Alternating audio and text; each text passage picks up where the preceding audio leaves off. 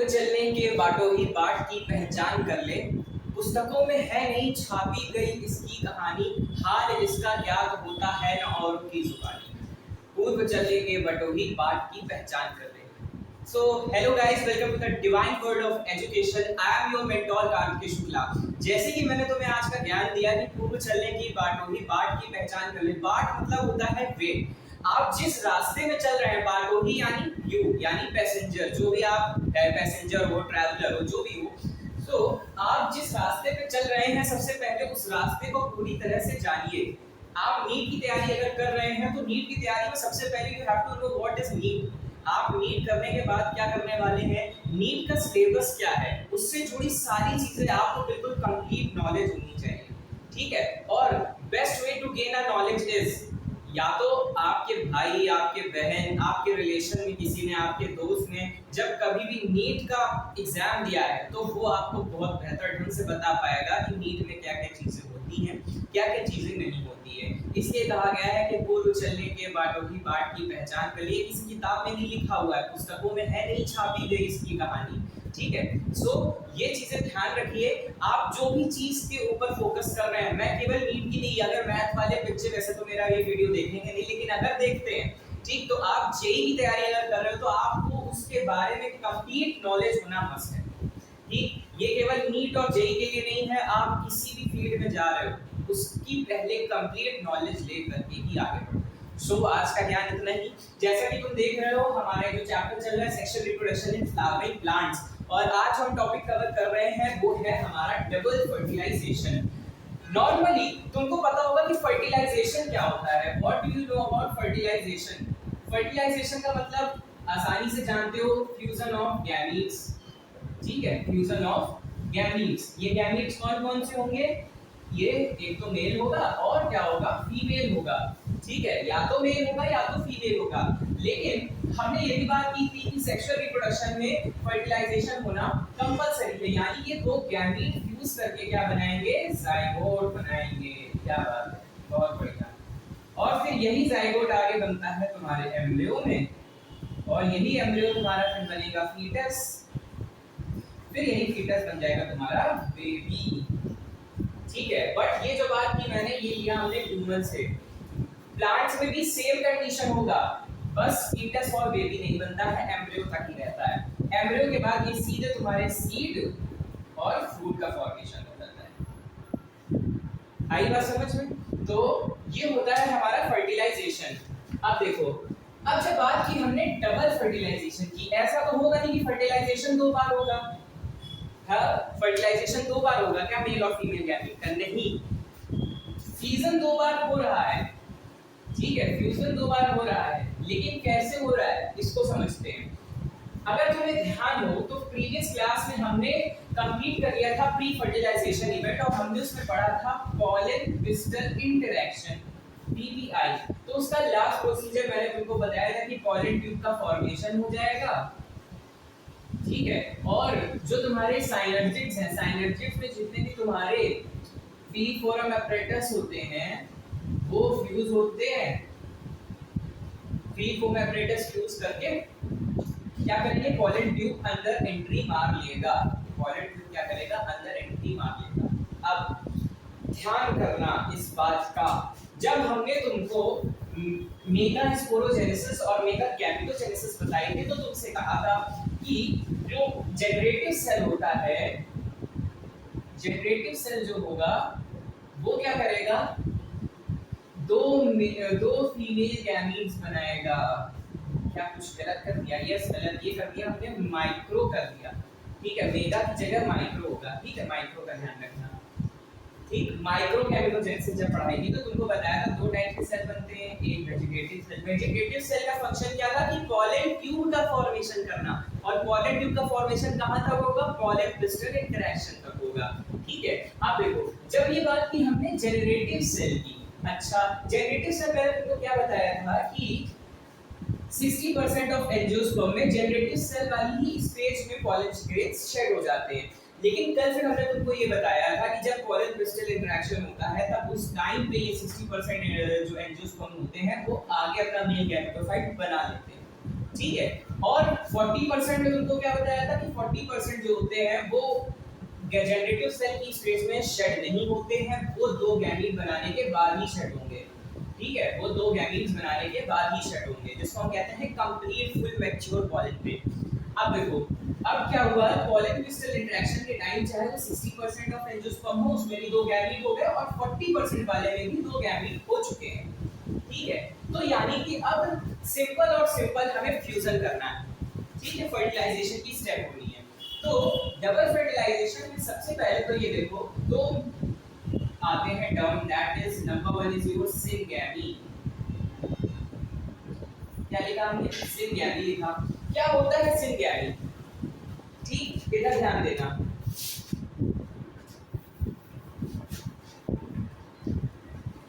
ये हमने तुमको बताया था, सपोज दैट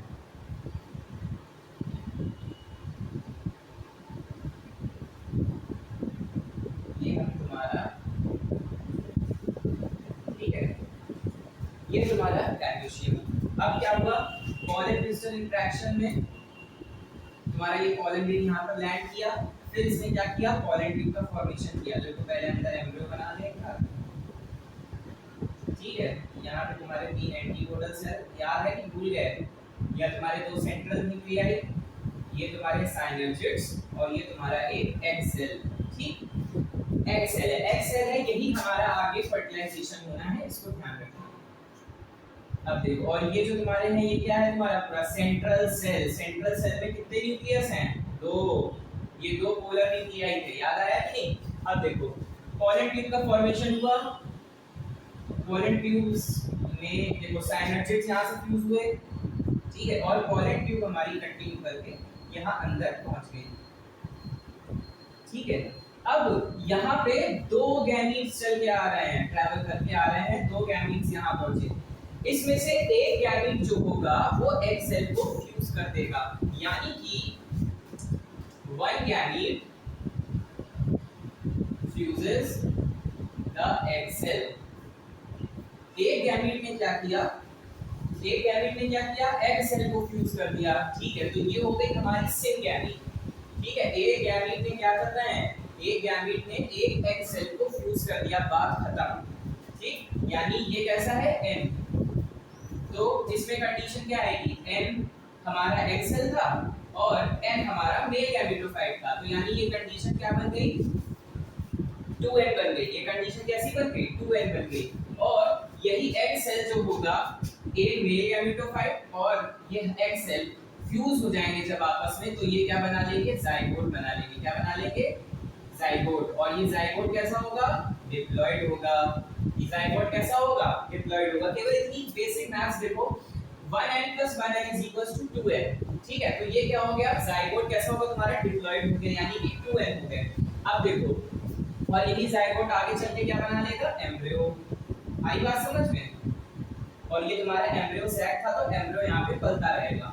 बट कहानी में ट्विस्ट ये है कि सिंगैमी के ठीक बाद, यानी फर्टिलाइजेशन से ठीक पहले थोड़ा सा एक प्रोसेस और होता है, जिसको हम क्या कहते हैं, जब ये जनरेटिव सेल देखो, एक तो हो गया, मेल गैमेटोफाइट ने एक ने क्या किया, एग सेल को फ्यूज कर दिया, एक ने क्या किया, एग सेल को फ्यूज कर दिया। लेकिन अब क्या होगा, ये जो तुम्हारा दूसरा वाला है, ये तो अभी बचा हुआ वैसे का वैसा, ये क्या करेगा, ये सीधे तुम्हारे पॉलन ट्यूब से ट्रैवल करते हुए पहुंच जाएगा तुम्हारे सेंट्रल न्यूक्लियस में। सेंट्रल न्यूक्लियस देखो, ध्यान से देखना, सेंट्रल न्यूक्लियस लिखा हुआ है।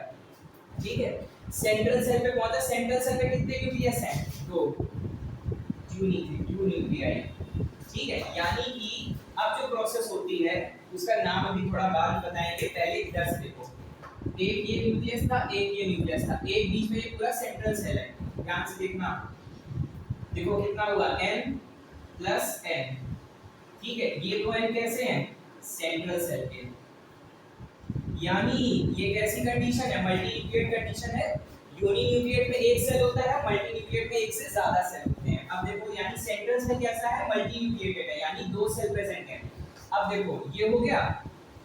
अब क्या हुआ, एक यहाँ पे तुम्हारा मेल गैमीट आया, ये क्या है तुम्हारा, मेल गैमीट। भाई एक गैमीट जो था वो इसके पास चला गया, एग सेल के पास चला गया, और एक गैमेट जो था वो इन सेंट्रल सेल के पास आया। अब देखो ये क्या हुआ, n plus n plus n, क्या हो गया 3n हो गया। अब बहुत सारी ये 3n वाली कंडीशन को क्या कहेंगे, जब कभी हमने क्या किया, जब n था तो उसको हैप्लॉइड बोल रहे थे, 2n को हम डिप्लॉइड बोल रहे थे, इसी तरह से 3n को हम बोलेंगे ट्रिप्लॉइड कंडीशन। क्या बोलेंगे, ट्रिप्लॉइड कंडीशन। अब ये बताओ कि ट्रिप्लॉइड कंडीशन यहाँ पे क्यों आ गई, क्योंकि प्रोसेस जो हो रहा है वो हो रहा है हमारा ट्रिपल फ्यूजन। क्या हो रहा है, ट्रिपल फ्यूजन, मतलब तीन सेल्स आपस में फ्यूज हो रहे हैं, दो तुम्हारे सेंट्रल सेल के ये दोनों, ठीक है, तीन न्यूक्लियस आपस में फ्यूज हो रहे हैं, दो तुम्हारे सेंट्रल सेल के ये कौन से न्यूक्लियस थे, पोलर न्यूक्लियस, पोलर न्यूक्लियस या पोलर न्यूक्लियाई, ठीक, और एक क्या था तुम्हारा, मेल गैमेट था। तो तीन आपस में फ्यूज होकर के ट्रिप्लॉइड कंडीशन बना देंगे, और इसलिए हमारा पूरा प्रोसेस जो होता है वो ट्रिपल फ्यूजन के नाम से जाना जाता है। किस नाम से जाना जाता है, ट्रिपल फ्यूजन के नाम से जाना जाता है। इन्हीं दोनों को, क्योंकि ये पूरा प्रोसेस जो हो रहा है इसमें फ्यूजन जो है टोटल दो बार हो रहा है, एक बार तो इनका फ्यूजन हो रहा है और एक बार इन तीन का फ्यूजन हो रहा है। एक बार इन दोनों का फ्यूजन हुआ, एक बार इन दोनों का फ्यूजन, इन तीनों का फ्यूजन हुआ, तो इसको हम नाम देते हैं डबल फर्टिलाइजेशन। क्या नाम देते हैं, डबल फर्टिलाइजेशन। आई बात समझ में, डबल फर्टिलाइजेशन।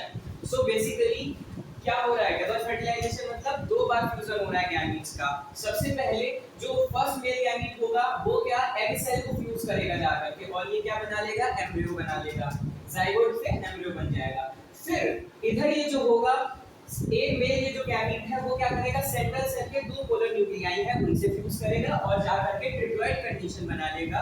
और एक चीज और ध्यान रखना, ये जो ट्रिप्लॉइड कंडीशन है ये आगे चल के बनाएगी तुम्हारा पीईसी। पीईसी क्या है, प्राइमरी एंडोस्पर्म सेल। ये क्या है तुम्हारा, प्राइमरी एंडोस्पर्म सेल, और ये प्राइमरी एंडोस्पर्म सेल आगे चल के बना लेगी एंडोस्पर्म। ये आगे चल के क्या बना लिया इसने, एंडोस्पर्म बना लिया। सो हम ट्रिपल फ्यूजन की डेफिनेशन लिख सकते हैं कि fusion of one male gamete with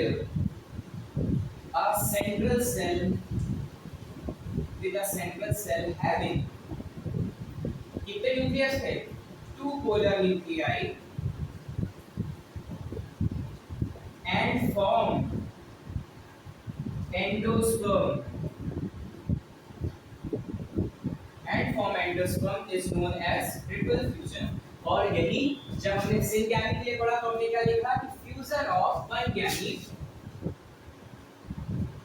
fusion of one male gamete लिखना है यहाँ पर, ठीक है, fusion of one male gamete, या यही बचा, ये तो हमने डेफिनेशन ऐसे ही लिखी थी, ठीक है, one male gamete fuses the egg cell, ठीक, and form embryo. So basically this is all about double fertilization. जब डबल फर्टिलाइजेशन की बात आएगी तो डबल फर्टिलाइजेशन तुम्हारी एनसीईआरटी में एक लाइन लिखी हुई है, it is a unique feature to angiosperm, unique feature to angiosperm, यानी कि एंजियोस्पर्म में डबल फर्टिलाइजेशन होता है, बाकी सब में नॉर्मल फर्टिलाइजेशन तुम्हारा होगा, ठीक है। So this is all about the double fertilisation process. अब आगे बढ़ते हैं, आगे हम पढ़ते हैं थोड़ा जरा सा आर्टिफिशियल हाइब्रिडाइजेशन, ठीक है, बहुत जरूरी है, उसको जरा ध्यान से पढ़ना, क्योंकि आगे हम जब जेनेटिक्स पढ़ेंगे तो जेनेटिक्स में मेंडल साहब के हम नियम पढ़ने वाले हैं। तो मेंडल साहब ने जो एक्सपेरिमेंट अपने पूरे किए थे वो भी क्या किए थे, आर्टिफिशियल हाइब्रिडाइजेशन की ही हेल्प से किए थे। तो चलो जरा सा समझते हैं। अच्छा, मेंडल साहब के बारे में बहुत ही बेहतरीन तुमको एक ऐसी बात बताएंगे जो तुमको कभी भी पता चली होगी, ठीक है, लेकिन वो तभी बताएंगे, अभी तुमको नहीं बताएंगे, उस टाइम बताएंगे, ठीक है। नॉर्मली तुम लोगों को लगता है कि जो जीजे मेंडल है ना, जो जिनको हम फादर ऑफ जेनेटिक्स कहते हैं, ये नॉर्मली तुमको क्या लगता है, बायोलॉजिस्ट होंगे, बट नो, ये क्या थे, मैथमेटिशियन थे, ठीक है, ये क्या थे, मैथमेटिशियन थे TJ Mendel. He is not a biologist, he was not a biologist, he was a mathematician. और मैथमेटिशियन करके इन्होंने बायोलॉजी की तरफ कैसे बढ़े वो भी हम आगे पढ़ेंगे, ठीक है, अभी नहीं बताएंगे, अभी जहां हो वहीं रहो। तो देखो अब हम पढ़ रहे हैं आर्टिफिशियल हाइब्रिडाइजेशन। आर्टिफिशियल का मतलब क्या समझते हो? आजकल तो भाई एआई का जमाना है, यानी आर्टिफिशियल इंटेलिजेंस, ठीक है, ठीक उसी तरह से है आर्टिफिशियल हाइब्रिडाइजेशन। देखो आर्टिफिशियल हाइब्रिडाइजेशन का मतलब होता है कि क्रॉस कराना, ठीक आर्टिफिशियल तरीके से, मतलब वो नेचुरल क्रॉस नहीं कर रहे हैं, वो आर्टिफिशियली आपस में फ्यूज हो रहे हैं, फ्यूजन ऑफ गैमेट्स हो रहा है, वो आर्टिफिशियली हो रहा है, ठीक है। सबसे पहले तो हम इसको क्या करते हैं, लैब में फ्यूज करा सकते हैं, ठीक है, वो होता है हमारा in vitro fertilisation. In vitro यानी लैब में टेस्ट ट्यूब के अंदर जो भी होगा, इसमें तुम्हारा क्या क्या लगता है, एक तो शुगर सॉल्यूशन लगेगा, शुगर सॉल्यूशन लगेगा 10%, 10% का शुगर सॉल्यूशन ले करके फिर होता है मेन एलिमेंट जो होता है वो तुम्हारा होता है बोरिक एसिड, ठीक है। बोरिक एसिड जो होगा वो बहुत कंपलसरी होता है तुम्हारे पूरे आर्टिफिशियल हाइब्रिडाइजेशन अगर हम लैब में करा रहे हैं। साथ ही में कैल्शियम, पोटेशियम, ये सारी चीजें भी बहुत मस्ट इंपॉर्टेंट हैं। एक चैप्टर था तुम्हारे क्लास 11 में, अब तो वो हट गया है, मिनरल न्यूट्रिशन का, प्लांट्स फिजियोलॉजी में, ठीक है। तो उसमें जो अभी हमको लगता है थोड़े समय पहले ही वो हटा है, 2 साल पहले 2022 में शायद हटा है, तो उस 2021 तक बच्चों को ये चीजें भी पढ़ाई जाती थी कि कौन सा मिनरल न्यूट्रिशन प्लांट के लिए बहुत जरूरी है और कौन सा मिनरल न्यूट्रिशन प्लांट में ग्रोथ करा रहा है, प्लांट में तुम्हारा रेगुलेशन का प्रोसेस पूरा देख रहा है। तो ये चीज तुम्हारी उसमें पढ़ाई जाती थी, अब तो तुमको पढ़ना नहीं है, तुम्हारी बल्ले बल्ले। नेक्स्ट सेकंड प्रोसेस जो होता है वो होता है इमैस्कुलेशन। इमैस्कुलेशन, इमैस्कुलेशन में होता है, suppose that there is a bisexual flower, bisexual flower की बात कर रहे हैं, तो उसमें मेल यानी मेल भी होंगे और फीमेल भी होंगे, यानी एंड्रोशियम भी होगा और गायनोशियम भी होगा। तो क्या होता है, इमैस्कुलेशन प्रोसेस तब अपनाया जाता है कि हम क्या चाहते हैं कि इसमें से केवल और केवल फीमेल गैमीट्स रहें, यानी कि गायनोशियम पोर्शन रहे, तब क्या होगा, और सेल्फ पॉलिनेशन ना होने पाए, सेल्फ पॉलिनेशन ना होने पाए, इसलिए क्या करते हैं, मेल गैमीट को हटा देते हैं, cutting and removal of androecium. Androecium को पूरी तरह से हटा देंगे, काट देंगे कैंची से, ठीक है, लिटरली कैंची से कट किया जाता है, जिससे कि जो self pollination reduces the chances of self pollination. Self pollination क्या बताया था, आपस में किसमें हो जाता है पॉलिनेशन, ऑटोगैमी, ठीक है, so reduces the chances of self pollination. अब क्या, इमैस्कुलेशन हो गया, अब इसमें क्या होगा, इमैस्कुलेशन करने के बाद क्या करेंगे कि दूसरे जो फीमेल फ्लावर, फीमेल जो गायनोशियम बचा, उसमें हम कोई भी दूसरा पॉलन ग्रेड इसमें डाल सकते हैं।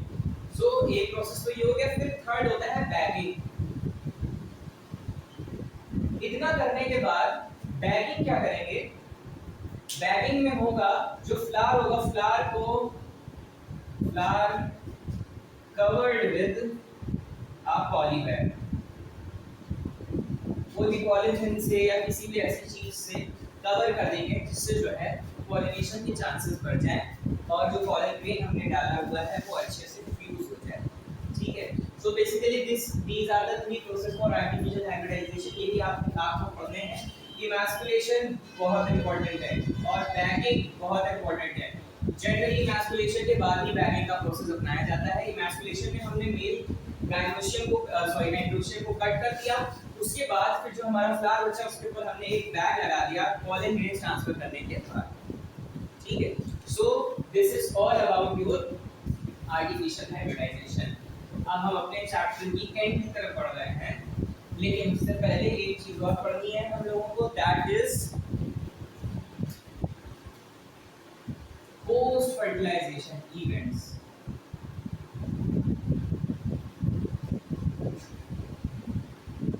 Post fertilisation events basically first lecture में जाना तुमको बताया था मैंने प्री फर्टिलाइजेशन इवेंट में गैमेटोजेनेसिस पूरी कंप्लीट हो चुकी थी। फिर हमने पढ़ा कि डबल फर्टिलाइजेशन भी हमने आज डिस्कस कर लिया। ठीक है, अब हम जो चीज डिस्कस करने वाले हैं यानी फर्टिलाइजेशन के बाद कौन कौन सी प्रक्रिया हो रही है। तो फर्टिलाइजेशन के बाद सबसे पहले तो तुम्हारी होगी, यहाँ पर कर लेते हैं। सबसे पहले तो तुमको हमने बताया था, जैसा हमने बताया ना कि एक तो एम्ब्रियो बनाएगा, एक एंडोस्पर्म बनाएगा, मेल गैमेट। तो पहले हम पढ़ते हैं एंडोस्पर्म को। ठीक है, पहले पढ़ेंगे एंडोस्पर्म को, फिर पढ़ेंगे एम्ब्रियोजेनेसिस। ठीक है, आज की क्लास यहीं तक होगी एम्ब्रियोजेनेसिस तक। It is a very fast process. अब देखो एंडोस्पर्म की जब बात कर रहे हैं हम, ठीक है, तो सबसे पहले ये कैसे बन रहा है, it is a first point लिखना, it is a result of triple fusion. It is a result of triple fusion. ठीक है, नेक्स्ट पॉइंट 1 पॉइंट 2। ठीक है, इट इज मेड ऑफ की जगह पे लिख दो इट इज फर्दर मेड, अरे क्या कहते हैं यार इसको, छोटा नहीं आता है। दिस इज मेड ऑफ, लिख लो, चलो इसको ऐसे लिखना है, this is made of primary endosperm cell. ठीक है, प्राइमरी एंडोस्पर्म सेल से ये बना हुआ होता है। फिर next point, it nourishes the embryo। It nourishes the embryo। ठीक है, ये क्या करता है, नरिशमेंट प्रोवाइड करता है एम्ब्रियो को। ठीक है, और कोई पॉइंट बचा, हाँ एंजियोस्पर्म में ये प्रेजेंट होते हैं। ठीक, और कैसे होते हैं ये भी ध्यान रखना। फोर्थ पॉइंट, जब भी कभी हम एंजियोस्पर्म्स की बात करते हैं तो एंजियोस्पर्म में ये हमेशा ट्रिप्लॉइड होंगे, और जिम्नोस्पर्म्स में ये हमेशा डिप्लॉइड होंगे। ठीक है, जिम्नोस्पर्म में ये हमेशा डिप्लॉइड होंगे। फिर ये तो बात कर ली हमने एंडोस्पर्म की, और कुछ बचा इसमें देख लेते हैं एक बार, नहीं अब और कुछ नहीं बचा। अब एक कंडीशन ऐसी भी आती है एंजियोस्पर्म में, ऑर्किडेसी फैमिली जो होती है, ऑर्किडेसी में नो एंडोस्पर्म, कोई भी एंडोस्पर्म नहीं होते हैं। ठीक है, ऑर्किडेसी में एंडोस्पर्म नहीं होते। सो एंडोस्पर्म का बेसिकली यही चीज है, पूरा इसको नोट डाउन कर लीजिए। फिर बढ़ते हैं हम आगे टाइप्स ऑफ एंडोस्पर्म में। कि जो एंडोस्पर्म होगा, ठीक है, इसमें ऑर्किडेसी फैमिली में नो एंडोस्पर्म होते हैं। ठीक, अब देखो ये जो एंडोस्पर्म होते हैं ना, ये भी फर्दर 2 टाइप्स के होंगे। ठीक है, ये जो होंगे ये 2 टाइप्स के होंगे। सबसे पहले हम डिवाइड करते हैं एंडोस्पर्म को। तो नंबर 1 जो होता है वो होता है हमारा फ्री। ठीक है, यानी कि फ्री न्यूक्लियर होगा। ठीक है, या इसको अगर याद करने का सबसे बेस्ट तरीका कि ये लिक्विड स्टेट में होता है। ठीक है, और ये जो होता है तुम्हारा सेलुलर। ठीक है, सेलुलर होगा। तो सेलुलर एंडोस्पर्म जो होगा इसमें तुम्हारे थोड़े बहुत सेल्स का फॉर्मेशन रहेगा। अब देखो, तुमने नारियल पानी पिया है, ठीक है, तो जब वो नारियल पानी जो कच्चा नारियल होता है, जब उसमें पानी जो होता है वो पूरा तुम्हारा कैसा है, लिक्विड एंडोस्पर्म है। यानी कि वो जो एंडोस्पर्म है वो तुम्हारा फ्री न्यूक्लियर है। ठीक है, लिक्विड फॉर्म में है, उसको हम पीते हैं। फिर ये होता है कि जब कभी तुम नारियल पानी पीने जाओ तो वो पूछता है तुमसे, भैया मलाई वाला दे कि बिना मलाई वाला दे। तो वो जो बिना मलाई वाला नारियल पानी तुम पी रहे हो वो क्या है, एंडोस्पर्म है तुम्हारे कोकोनट का। ठीक है, और वो कैसा है तुम्हारा फ्री न्यूक्लियर है, यानी वो लिक्विड फॉर्म में है। ठीक, अब देखो, और उसका अंदर का स्ट्रक्चर भी बता दे तुमको। ये तुम्हारा कोकोनट, इसके अंदर पूरा लिक्विड फॉर्म में जो भरा है तुम्हारा एंडोस्पर्म, इसको कहते हैं हम, बहुत चाव से हम पीते हैं नारियल पानी। ठीक है, ये है तुम्हारा एंडोस्पर्म, यानी कि ये कैसा है तुम्हारा फ्री न्यूक्लियर है। ठीक है, फ्री न्यूक्लियर है। फिर क्या हुआ, थोड़े समय बाद जब ये थोड़ा सा पकता है, जब तुमसे वो कहता है कि भैया मलाई वाला दे, तो जब मलाई वाला तुम नारियल पानी पीते हो तो उसमें थोड़े से सेल्स का फॉर्मेशन हो जाता है। ठीक है, यानी न्यूक्लियर का फॉर्मेशन हो जाता है, लेकिन ज्यादा नहीं होगा, थोड़ा बहुत होगा। ठीक है, तो वो जो कोकोनट में मलाई होती है वो किनारे किनारे तुम्हारे न्यूक्लियस हैं, ठीक, और बीच में तुम्हारा पूरा पानी है। अब देखो क्या हुआ, यानी कि ये कैसा हो गया तुम्हारा सेलुलर हो गया। फिर वही कोकोनट आगे और पक जाता है। जब वो कोकोनट आगे और पक गया तो तुम लाते हो नवरात्र में नारियल फोड़ने के लिए, ठीक। तो जो नारियल फोड़ते हो तुम लोग, तो वो कैसा होता है, उसमें पानी बहुत जरा सा होता है ना। नारियल पानी उसमें क्या होता है, कम हो जाता है। क्यों कम हो जाता है, क्योंकि और सेल्स ने स्पेस अंदर ले लिया, ठीक है। वो कैसा होता है, वो एक कंप्लीट सेलुलर ऑर्गेनाइजेशन होता है एंडोस्पर्म का, ठीक है। अब फिर क्या हुआ, अब फिर गरी खाई जाती है, जिसको हम कहते हैं गरी। अब क्या हुआ, गरी क्या गई, खाई गई, अंदर थोड़ा सा लिक्विड अमाउंट में प्रेजेंट है। सो बेसिकली ये होता है तुम्हारा एंडोस्पर्म के टाइप्स, प्री न्यूक्लियर और सेलुलर, ठीक है। कोकोनट लिया, कच्चा कोकोनट है, उसमें पानी ज्यादा होगा, यानी उसमें प्री न्यूक्लियर होगा। वही जब थोड़ा सा पक जाएगा, तो जब मलाई आ जाएगी नारियल में अंदर, तो वो कैसी हो जाएगी, सेलुलर हो जाएगी। और जब वो पूरी तरह से फॉर्म हो गया, जब हम नारियल जो फोड़ते हैं वो पूरा पका हुआ नारियल होता है, तो वो अंदर से कैसा होता है, पूरा जो हम लोग गरी खाते हैं वो गरी कैसी होती है, सेलुलर एंडोस्पर्म की होती है। सो बेसिकली ये तुम्हारा पूरा एंडोस्पर्म का स्ट्रक्चर हो गया। अब हम पढ़ते हैं हमारा पोस्ट फर्टिलाइजेशन इवेंट का last topic, that is embryogenesis. इसके बाद हम आज का लेक्चर भी कंप्लीट हो जाएगा।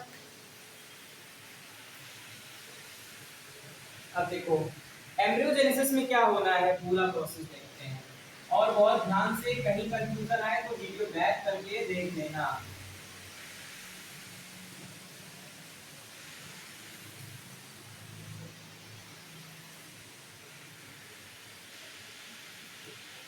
ठीक है, एम्ब्रियोजेनेसिस में क्या हो रहा है, फॉर्मेशन ऑफ एम्ब्रियो हो रहा है, एम्ब्रियो का पूरा फॉर्मेशन। जरा एक स्ट्रक्चर देखते हैं। हमने क्या बताया था, n प्लस n मिलकर के इसने क्या बना लिया, जाइगोट बना लिया, ठीक है। ये है हमारा जाइगोट। ये सारा पूरा प्रोसेस एम्ब्रियो सैक में हो रहा है, और ये कैसा है, 2NF। आगे बढ़ते हैं। अब एम्ब्रियो का जो फॉर्मेशन होना है, तब ये क्या करेगा, अब इसमें होगा एसिमेट्रिक माइटोसिस। माइटोसिस पता है ना क्या होता है, बताने की जरूरत तो नहीं है, इक्वेशनल डिवीजन माइटोसिस, ठीक है। माइटोसिस कैसा होगा, एसिमेट्रिक, यानी कि सिमिलर नहीं होगा, एसिमेट्रिक, ठीक है। अब देखो माइटोसिस हुआ, तब क्या करेंगे, इसमें दो सेल्स बन जाती हैं, इसमें क्या होंगी, दो सेल्स बन जाएंगी, एक बड़ी होगी एक छोटी होगी। बेसिकली जो ऊपर वाला पोर्शन हो, ऊपर वाली जो सेल होती है, इसको हम कहते हैं एम्ब्रियोनल सेल, एम्ब्रियोनल सेल। और ये जो नीचे वाली सेल होती है, इसको हम कहते हैं सस्पेंसर सेल, सस्पेंसर सेल, ठीक। अब देखो, अब यहाँ पे इसके आगे जो भी प्रोसेस हो रहा है उसको बहुत ध्यान से समझना, कहीं भी कमी लगे तो तुरंत पूछ लेना, ठीक है। हमको बोर्ड की, पूरे बोर्ड की जरूरत है, तो हम ये चीज मिटा करके हम सीधे यहाँ से बना करके स्टार्ट कर रहे हैं, ठीक। इतना तो तुमको अंडरस्टूड है ना, कि क्या चीज होनी है क्या चीज नहीं होनी है, ये तो तुमको पता चल गया। एसिमेट्रिक माइटोसिस के बाद क्या चीज होगी, तुम्हारे एम्ब्रियोनल सेल और सस्पेंसर सेल बनेंगे।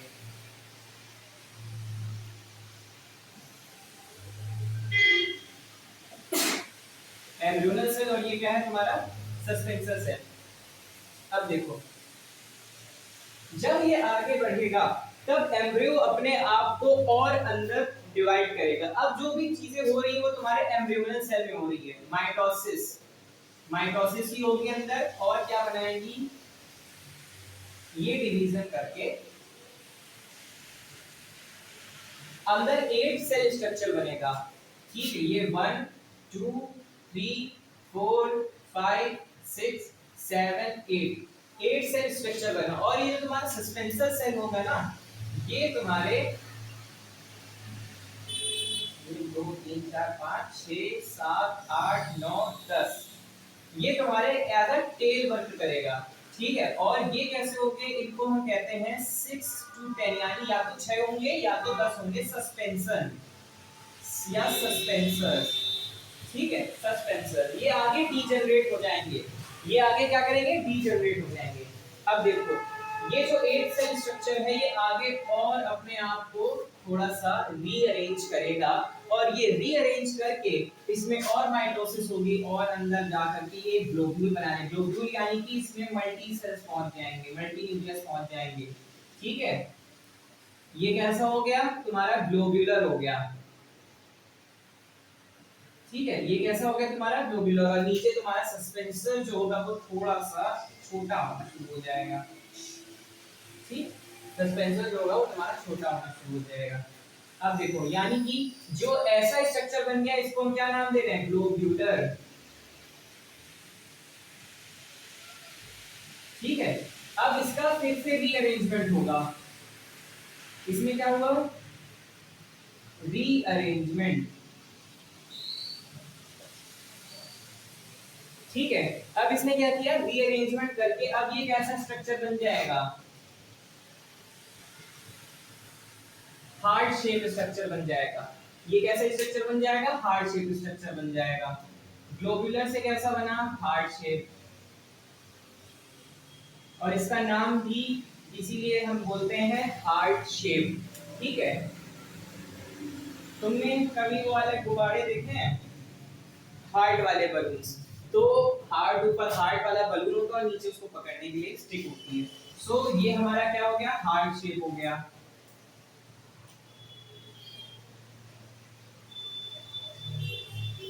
एक चीज और ध्यान रखना, ये जो हमने ये वाला स्ट्रक्चर बनाया था इसको हम कहते हैं प्रोएम्ब्रियो। ठीक है, ये क्या है, प्रोएम्ब्रियो है तुम्हारा। ठीक, अब इसका फिर से रीअरेंजमेंट होगा, ये क्या करेगा, फिर से रीअरेंज करेगा और ये अपने आप को अब रीअरेंज करके एक टॉर्पेडो शेप का स्ट्रक्चर बना लेगा। ठीक, ये क्या हो गया तुम्हारा, एक टॉर्पेडो शेप का स्ट्रक्चर हो जाएगा। ठीक है,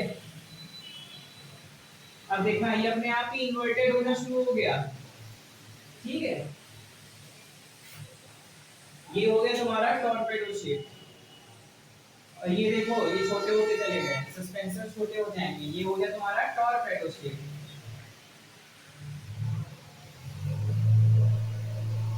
ठीक, तो यानी प्रोएम्ब्रियो से ग्लोबुलर, ग्लोबुलर से हार्ट शेप, हार्ट शेप से फिर हुआ टॉर्पेडो शेप। अब देखो, अब टॉर्पेडो शेप के बाद क्या होने वाला है, टॉर्पेडो शेप के बाद हमारा एम्ब्रियो जो है वो फुली फॉर्म बन करके डेवलप हो जाएगा।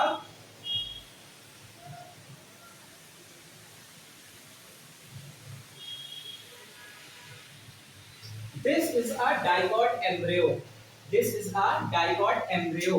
ठीक है, इसमें अंदर वैसे ही तुम्हारे प्रेजेंट होंगी चीजें, खूब सारा मटेरियल जो भी भरा था उसमें। ये है तुम्हारे कोटिलेडॉन्स। ठीक है, जो आगे चल के सीड्स बन रहे हैं, ये तुम्हारे सीड्स हो गए और ये तुम्हारा पूरा स्ट्रक्चर हो जाएगा एक मैच्योर एम्ब्रियो का। This is a mature embryo,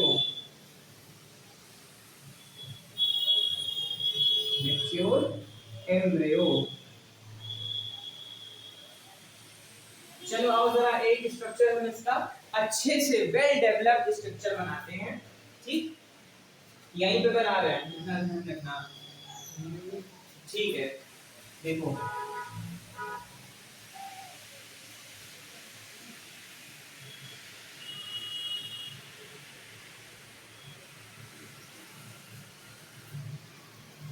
ठीक, ये है हमारा एक डाइकॉट एम्ब्रियो। अब हुआ क्या कि ये तो तुम्हारे कॉटिलेडॉन्स हो गए, ये तुम्हारे दो कॉटिलेडॉन्स हैं। ठीक है, ये भी कॉटिलेडॉन।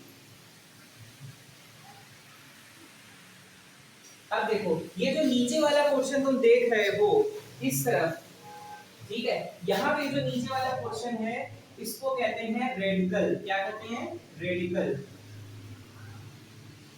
ये हो गया रेडिकल। रेडिकल के पास में अब ये जो तुम्हारा ये वाला कॉटिलेडॉन है इसमें क्या प्रेजेंट होंगे, यहाँ पे तुम्हारे बेटा एपिकॉटिल, प्ल्यूम्यूल और हाइपोकॉटिल प्रेजेंट हो रहे हैं। यहाँ के जितने भी तुम्हारे सेल्स होंगे ऊपर की तरफ ये सब होंगे तुम्हारे हाइपोकॉटिल। क्या होंगे, हाइपोकॉटिल। ये क्या हो गया तुम्हारे, हाइपोकॉटिल हो गए। फिर अब देखो यहाँ पर एक चीज, यहाँ पे ये प्रेजेंट है,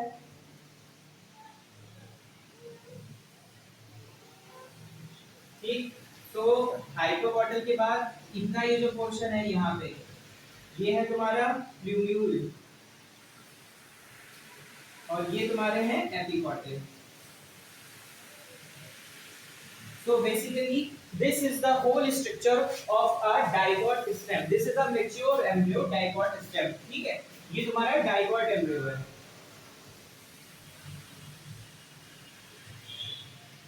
मोनोकॉट एम्ब्रियो का स्ट्रक्चर थोड़ा सा अलग होता है, क्यों? क्योंकि उसमें सिंगल कॉटिलेडॉन होना है, ठीक है। वो स्ट्रक्चर हम डिस्कस करेंगे हमारे नेक्स्ट क्लास में। सो basically this is all about for today.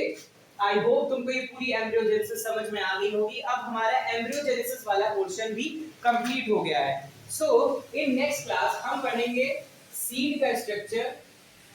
सबसे पहले तो हमको क्या पढ़ना है? मोनोकॉट एम्ब्रियो पढ़ना है, फिर पढ़ना है हमको सीड का स्ट्रक्चर, फिर पढ़ेंगे फ्रूट क्या होता है, फिर हमको पढ़ना है एपोमिक्सिस, पॉलीएम्ब्रियोनी कंडीशंस जो होती हैं। तो ये सारी चीजें हम नेक्स्ट लेक्चर में कवर करेंगे और उसके बाद हमारा लेक्चर भी कंप्लीट हो जाएगा। सो this is all about for today. I hope तुम लोगों को ये सारी चीज समझ में आई होगी।